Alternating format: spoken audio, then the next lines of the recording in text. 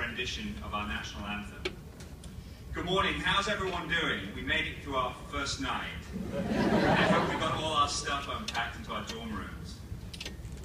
Today marks the start of your collegiate life at Tulane University. And so on behalf of all of the students, faculty and staff who make up this great institution, I would like to warmly welcome the class of 2018.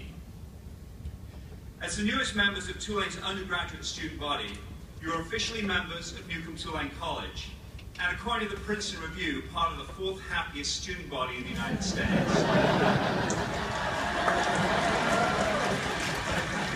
We have a little work to do to move up in those rankings, and I know you can do it. The college will be your academic home for the next 4, or in some cases, 5 years. And I know what some of you are thinking. Maybe my parents won't mind if I take a more leisurely track through college. After all, I am in school in the Big Easy. However, our 5-year degree tracks are really for those in accounting, architecture, and finance. So my role as dean is to help guide you and mentor you while you're at Tulane, and ensure that as an institution that we not only meet, but exceed your expectations for your education. Tulane is a unique university, a private research institution deeply committed to a first-class undergraduate experience. This is a rare combination in higher education, and one that affords unparalleled opportunities for all of our students. As a Tulane student, you should seek out small seminar classes that are often in a faculty member's area of research, even if it's outside of your major. Find that unique study abroad program as a junior, even if studying as a freshman in New Orleans feels like you're abroad. Find research experiences and independent studies with faculty, and explore those service learning classes that will connect you with the greater New Orleans community. These opportunities and others will enrich your education in ways that you cannot imagine. The connections that we will help you build over the next 4 years to the wider Tulane community of alumni and parents will be critical in helping you navigate your life after Tulane. To the parents in the satellite room, this is just a way of saying we're also here to help you find a job at the end of your 4 years, and we take that seriously. I hope that you'll take time to stop and say hello to me as you cross campus to wait classes. So let me know how things are going and what we're doing right or wrong. Or if for no other reason to legitimize my favorite excuse of being late to meetings, which is I'm sorry I'm late, I was talking to students that I know. As an entering class, you're an extraordinary group of men and women, and I thought you might like to know a little bit more about yourselves. There are 19 Matthews and 29 Sarahs in the freshman class. So if you just can't remember the name of that first year student you met, those are your best guesses. This year's entering class of over 1,600 students was selected from 30,000 applicants. I, for one, and I suspect some of my colleagues behind me, are pretty happy we didn't have to apply to Tulane in that mix. As a group, you have demonstrated not only exceptional academic qualifications, which you can take great pride in, but also a desire to be engaged in your community through service.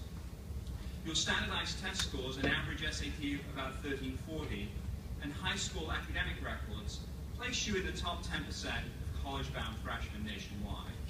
And I believe this year you got on average 1 more question right on your SATs than last year's class.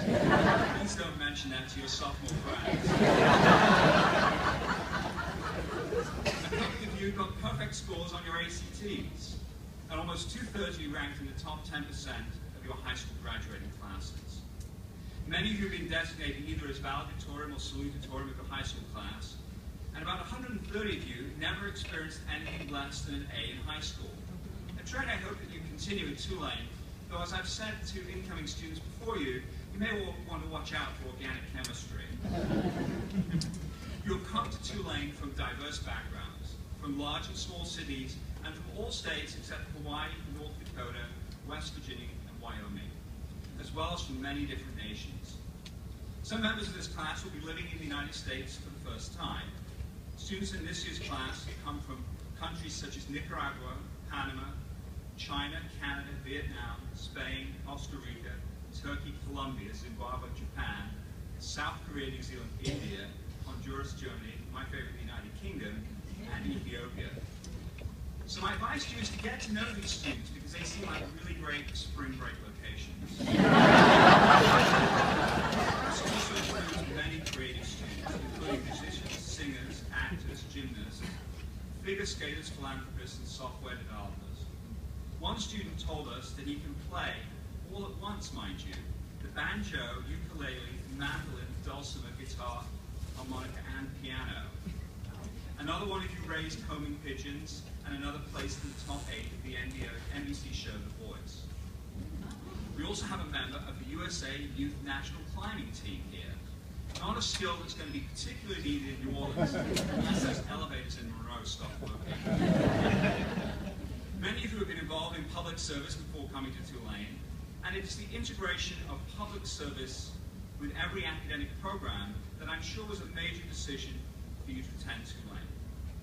You're from a generation of young men and women who are characterized by a deep commitment to giving back, and with a desire to leave your community better than you found it. For that commitment, Tulane and New Orleans is grateful. The opportunities to continue your civic involvement here will be some of the most meaningful you will experience during your time as undergraduates. In fact, some of our incoming students deferred admission from last fall so that they could complete service opportunities both here and abroad, including a student I met this summer who spent her gap year in Ecuador.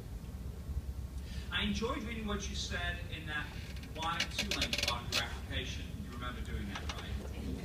And I think this written by a freshman coming from Berkeley really says it best. I want to learn inside and outside of the classroom. I want a world-class education that ties my interest to helping others, and as a result, Tulane is the perfect match for me.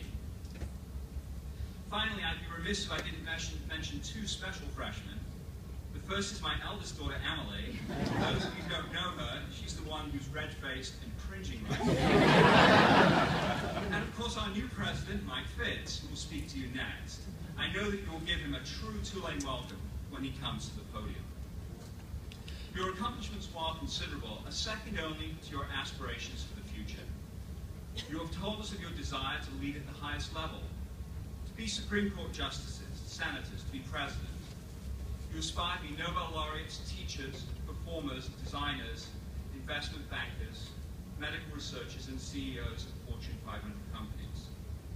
I used to say I was waiting for the first student who wanted to be a dean, but after a recent convocation, the first-year student dropped by my office and asked, "What's that career path all about?"